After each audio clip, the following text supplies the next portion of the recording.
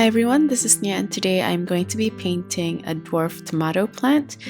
This is inspired by a picture I found on Pinterest, so I decided to paint my own version of it. This is the picture which inspired this painting. I love the contrast of the small red tomatoes and the green leaves, and I like that they're very compact in the composition, very round and cute as well. So I just studied the features like the leaf shapes as well as the color of the tomatoes, then I just made my own simplified composition. For the sketch, I started by drawing out the pot shape. You can create any pot shapes that you would like. And surrounding this, I just drew out very lightly some of the leaf shapes, which is going to frame the top as well as the side of this pot. After that, I just added the tomatoes, which I simplified as circles. And while adding on the circles, I thought about the placement of how they grow as well. So instead of just placing them randomly, I thought about how the tomatoes grow out of the vine, and they tend to have one stem in between and tomatoes growing out from either side. So I tried to include that in the composition as well. On top of that, I tried to also play around with the size because I want to add some younger tomatoes which are green in color. This way I can introduce a different color to the composition as well. Then once I'm done adding on the tomatoes, I'm going to add the rest of the leaves surrounding the tomatoes to frame everything nicely. And while doing this, I also want to look at the overall composition or the silhouette of the whole painting, making sure that everything is nice and balanced. So make sure that the bottom of the plant is thick enough for it to hold the structure for the height of the plant. Next, here are the colors that I'm going to be using. Firstly, this is Sepia by Holbein, Crimson Lake by Holbein, Vermilion by Holbein, Hooker's Green by Cotman, Chinese White by Holbein, Terre Verte by Holbein, Hansa Yellow Medium by Daniel Smith, and Cobalt Blue by Holbein. Let's begin to paint. I'm going to start with the young tomatoes, and for this I want to create a light pastel green color. So for the mixture, I used Terre Verte and Hansa Yellow with Chinese White to make it pastel. Since I'm going to paint a few of them using this color, I'm just going to mix up quite a bit on my palette so it's very easy and accessible. And I'm going to start by using a thin consistency. Let's start painting the first one. I always like to begin by painting the outline first. This way I can create a barrier and it's much easier to fill in the rest of the shape. While doing this, I like to also leave out some white negative space at the center of each of the tomatoes to make it look plump and glossy. After painting the first tomato, I realized that the pencil outline was a bit too scratchy and it showed through the light green, so I just tapped my eraser on some of the scratchy areas to lighten and clean some of the lines before painting the rest of the tomatoes. I'm going to paint most of the green tomatoes close together, and I like to also paint the smaller ones green instead of the larger ones. You can add a variation of the values, which I tried to do for the first green tomato. I just added a slightly darker value from the Terre Verte itself, but I ended up skipping this because I'm just going to do that towards the end while I layer on the rest of the tomatoes. So for the first layer, I just painted using the light green. After painting a few young tomatoes, I'm going to start introducing the red ones, and for this I'm also going to create color variations. So as a start, I use a mix of vermilion with a bit of Hansa yellow to create this orangey color. I'm going to paint a few of the smaller ones as well. In terms of the method, I'm just painting it the same way by first outlining the circles and then filling in the rest of the area while leaving a little bit of negative space for the highlights. After painting a few of these, I realized I need to paint some of the connecting stems of the tomatoes to the vine. So I'm going to create a dark green for the vine and the leaves, making sure that this green is very different to the young tomatoes so they don't merge into each other. So for the color, this time I used Hooker's Green as the main green, and I added Crimson Lake to mute the color and Hansa Yellow to warm up the green slightly. I'm using a medium consistency of this, and I just painted a single line for the vine and thinner lines for the stem, as well as the leaves connecting it to the tomatoes.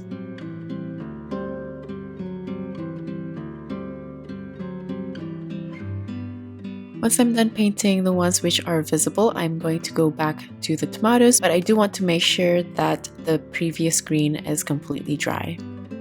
For this one, since the tomato is quite large, I decided to make it bright red, and for this I used a mix of Vermilion with a bit of Crimson Lake.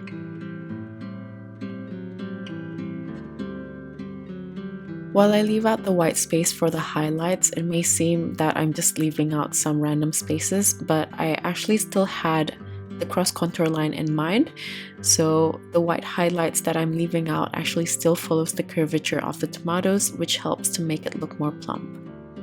While I create the color variations for the red tomatoes, I like to pair up some of the more orangey color with the darker red, and for the darker red I usually place it underneath or at the bottom of the tomatoes following the curvature of the tomatoes, which then helps to exaggerate the form further. So as you can see, there's a lot of repetition here, and I'm just going to keep on painting the tomatoes. As for the color variation, it's completely up to you which tomatoes you want to paint with certain colors.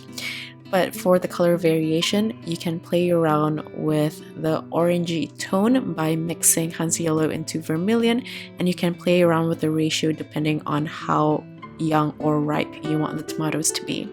For the riper, darker red, I tend to use Vermilion as the base, or sometimes I like to also add a little bit of Crimson Lake to deepen the red further, and I just add more Crimson Lake in the ratio if I want to create an even darker red. Sometimes if I want it to look super ripe, I will also add a touch of sepia into the deep red. You can even create a color in between the light green and the orange, and for this I just use a mix of the light green with a bit of Vermilion and Hansa yellow for the orange. So I'm just going to keep painting the rest of the tomatoes, and I'll get back to you once I'm ready to move on to the next step.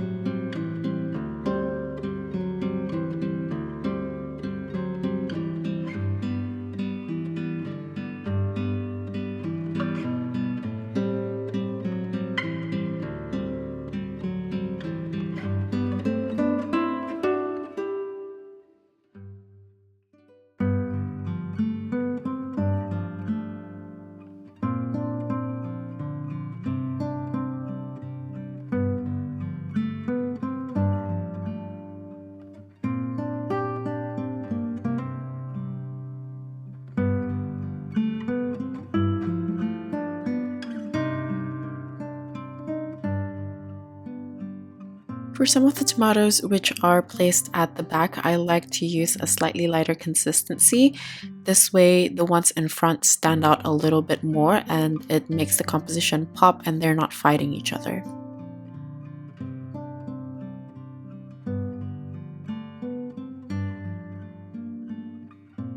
Once I'm done with the tomatoes, I'm going to start painting on the leaves. For this, I'm using a dark green mix from Hooker's Green as the main green. Then I added a bit of Hansa yellow, Vermilion, and also sometimes some sepia, depending on how dark I want the green to be. You can either use Vermilion or Crimson Lake into the mixture as well for a bit of variation. For the shape of the leaves, the edges tend to be kind of uneven, so I like to create wavy lines, and I play around with the length of the edges as well, so some of them might be longer than others. And I tend to use quite a heavy brush load while painting the leaves because I want it to dry unevenly to make this more of a looser painting. If the color is a bit too flat like this one, sometimes while the surface is still wet, I like to dot in more of the wet paint to intentionally make it uneven. Since the surface of these leaves are a little bit curly or not smooth, I'll leave out a little bit of negative space as well, just small white spaces here and there to give further impression of the uneven surface. But just like the tomatoes though, I like to paint on the outline first, so it's much easier once I have a barrier of the actual shape of the leaves to fill in the rest of the space. I personally like to paint the leaves which frames the composition first, so I like to paint ones around the edges or if it's interacting with certain tomatoes. And while I'm painting this, I also want to paint individual ones, so each leaf has a bit of time to dry before painting on the ones next to them. This way they don't all merge into one giant silhouette, but they stay as individual leaves. Now for the darker areas here, I use a really dark green by adding sepia into the previous mixture and using a really thick consistency. I'm painting this in between some of the tomatoes to give more depth in the painting. I like to work in sections, so when I see the space, I add on the darker green, but since I can't see any more space in between, I'm going back to the leaves.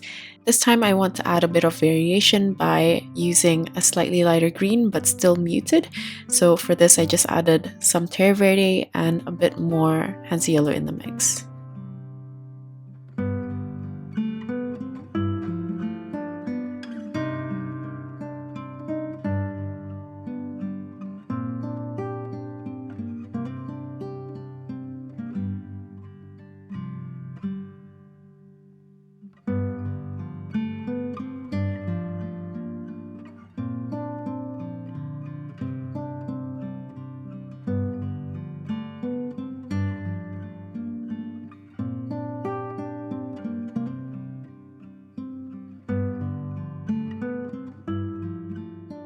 For some of the more awkward spaces in between the tomatoes and the leaves, I like to add some curvy lines to represent some vines.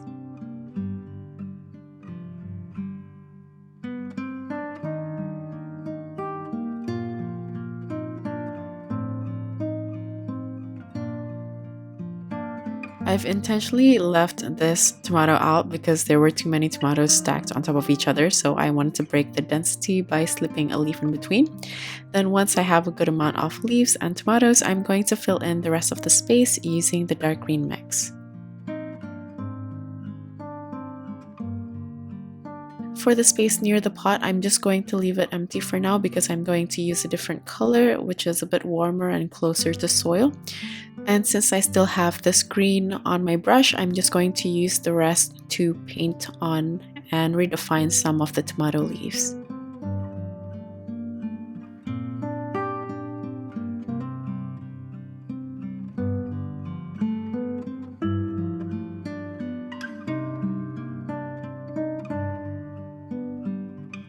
Next, I'm going to use Terre Verte to give a little bit more rounder form to the light green tomatoes. And I also want to clean out some of the edges of these tomatoes, making sure they look nice and round.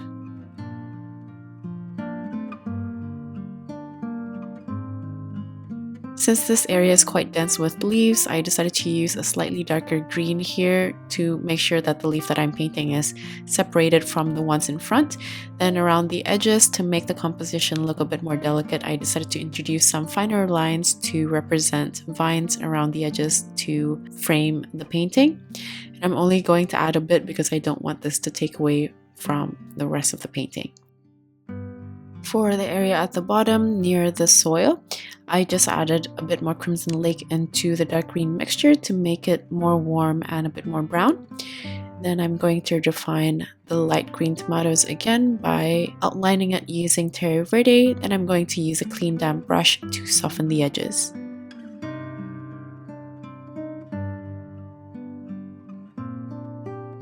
For the pot, I'm just going to turn this into a terracotta pot to make it nice and simple. Since I still have a lot of the orange on my palette, I just mixed it with the dark green that I've already pre-mixed as well to turn this orange a bit more brown and earthy. And I want to give this pot an uneven surface since I want to stick with the loose style of painting. So after painting the outline of this pot, then I just dragged the rest of the paint inwards. So when it's running out of pigment, the value will be lighter and it'll create this uneven surface. I also left out some white negative space here and there. And while the surface is still wet, I use a thicker consistency of the color and I also mixed in more of the dark brown to give a darker value and also a variation in the color. I place most of the darker value underneath the rim to separate it from the top part of the rim as shadow. For the rim itself, I use the same color as the base. Then for the top part of the rim, I added a bit more vermilion to darken the value and separate the faces. Now I'm just going to define the pot by adding or building up on the darker values around the edges as well as under the rim.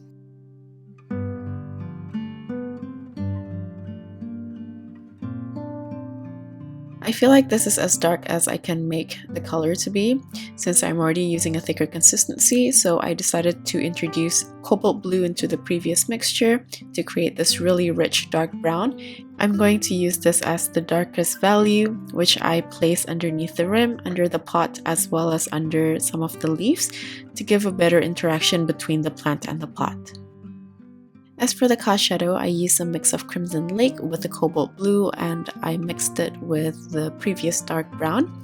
I use a really light consistency for the base of the cast shadow. I'm just keeping the shape simple as an oval, and I also like to introduce different tones of color as well. I like to do this while the surface is still damp, and I like to just dot in different colors and let the color mingle with each other.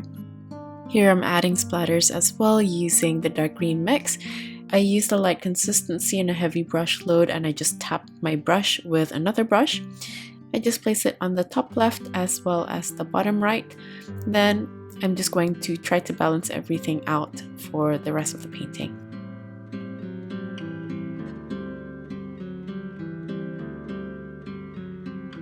Once I'm done, I'm going to look at the whole composition again, and I felt like some of the tomatoes are blending into each other too much. So for the ones which are placed in front, I'm going to define them further by using the rich or the dark red. This is from a mix of Vermilion with Crimson Lake, and I use a thick consistency to paint the outline. Then I just soften some of the edges using a clean damp brush.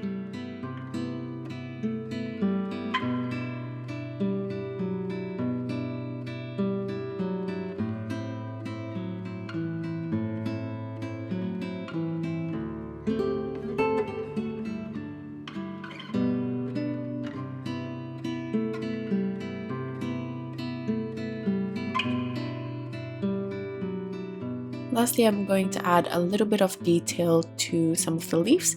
Since I have this brown on my palette, I just added a bit more hooker's green, and I also use some of the reds that I've already pre-mixed from the tomatoes. With this color, I just use a light load on my brush to paint on some midribs for some of the larger leaves.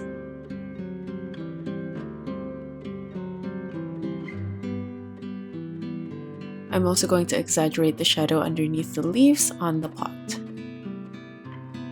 And that's basically it for this painting. I really enjoyed painting it in a looser style as it brings more freedom and flexibility without overthinking, which is always good practice for me. And I hope this tutorial was useful for you guys as well. If you guys enjoyed this video, feel free to subscribe for weekly tutorials. Like usual, the list of tools as well as my social media links will be in my description box. The outline of this painting will also be up in my coffee shop. If you're still here, thank you so much for watching till the end, and I'll see you guys at the next one. Bye!